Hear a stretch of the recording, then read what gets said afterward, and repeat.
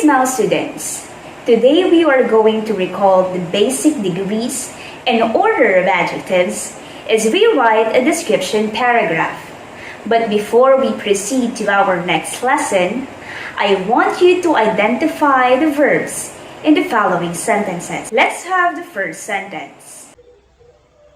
Hannah writes her journal report on the recently conducted webinar for shielded metal arc welding students. If your answer in the first sentence is right, well, you are correct. The verb in the first sentence is right because it shows an action. This verb writes in the sentence tells what the subject is doing. Let's have the second sentence. The senior high school students won the first place in the TVLE quiz bee. What is a verb in this sentence?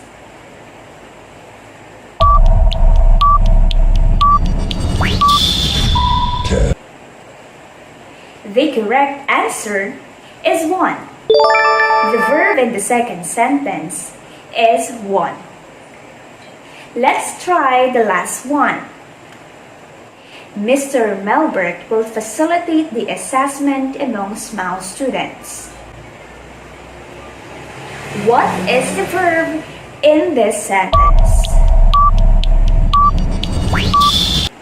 You are correct. The verb in the third sentence is facilitate.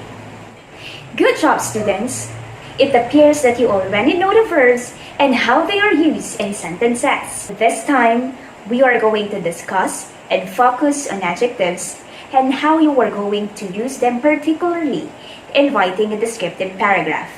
But before we proceed to that, let us first define what descriptive paragraph is. A descriptive paragraph is focused and detail-rich account of a specific topic.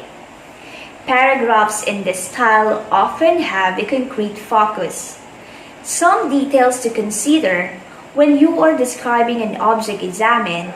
These are the color, sizes, shapes, and the texture. We have the two types of descriptive paragraph. We have the informative and evocative. Informative helps the readers to understand how a piece of equipment works. Let's take a look at the given example. When you are describing a person, there are some descriptive details that you have to consider. We have the physical appearance, facial impression, attire, and gestures, or even the body movements.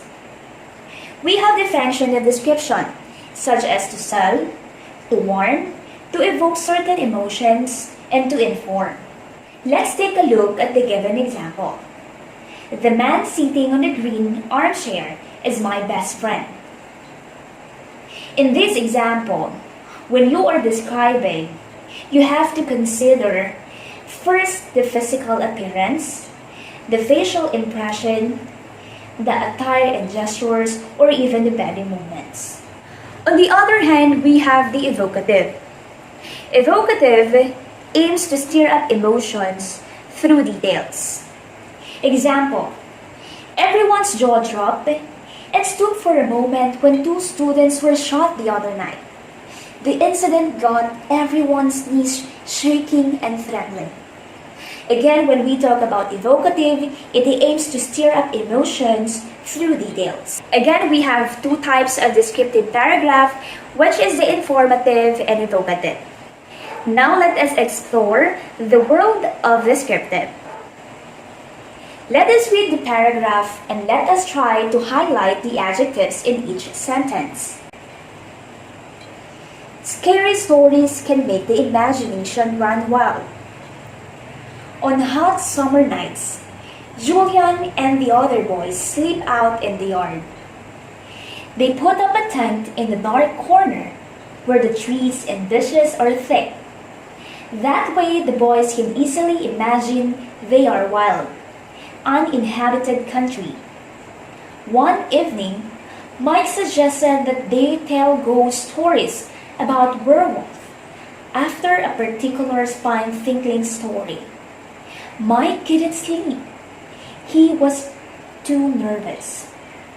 About midnight, he saw something move in the shadows. Yo! He cried out. There is a big wolf! It is really huge! In the sudden confusion, the small tent collapsed on the top of the boys. Each one seemed eager to go in a different direction. Anxious parents ran out of the nearby house. They found a cold black dog, like a werewolf.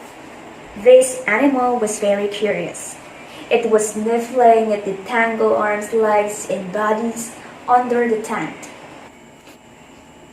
What did you observe in the adjectives found in each sentence? Are they in the comparative degree, superlative, or are they in the correct order? When a student like you is asked to write a description paragraph, you will be required to use adjectives. Comparative adjectives are used to compare differences between the objects they modify. Simply larger, smaller, faster, or higher. They are used in sentences when two nouns are compared in this pattern. Noun, which is the subject, plus the verb, plus comparative adjective, plus than, plus noun or the object. The comparative degree or the plural comparative degrees.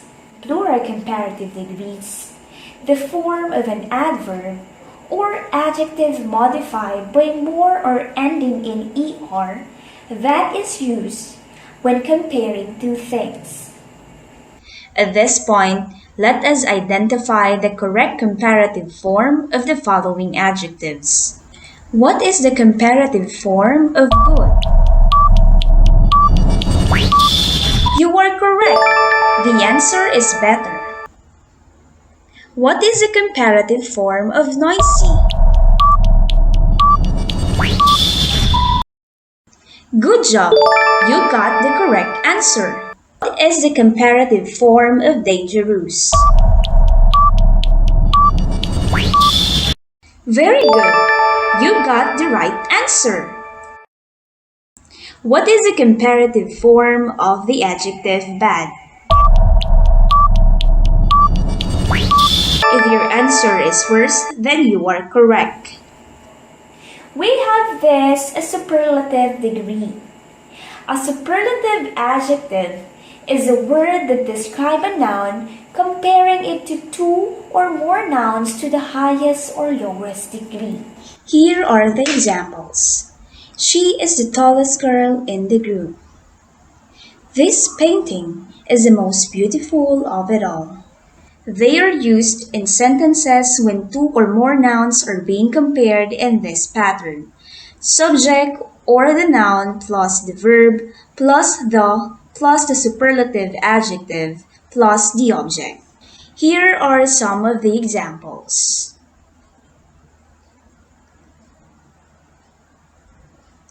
The blue house is the biggest house on the street.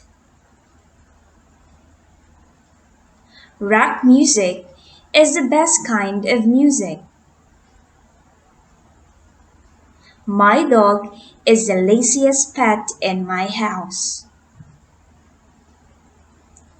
The singer is the most famous member of the band. These boots are the most expensive shoes in my closet.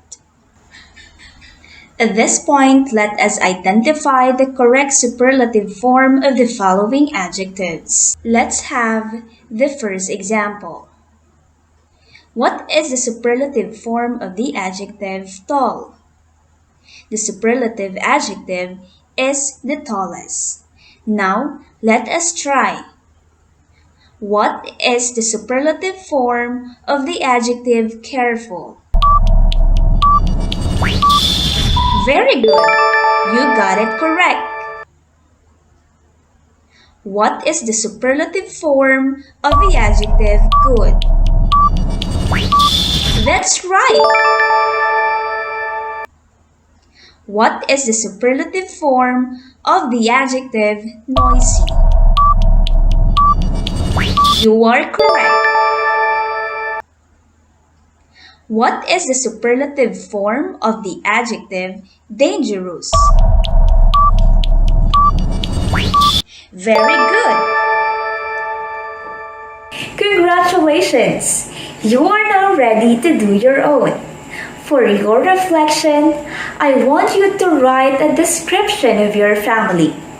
Do not forget to use the correct adjectives to describe your loved ones. I hope that you learned something today.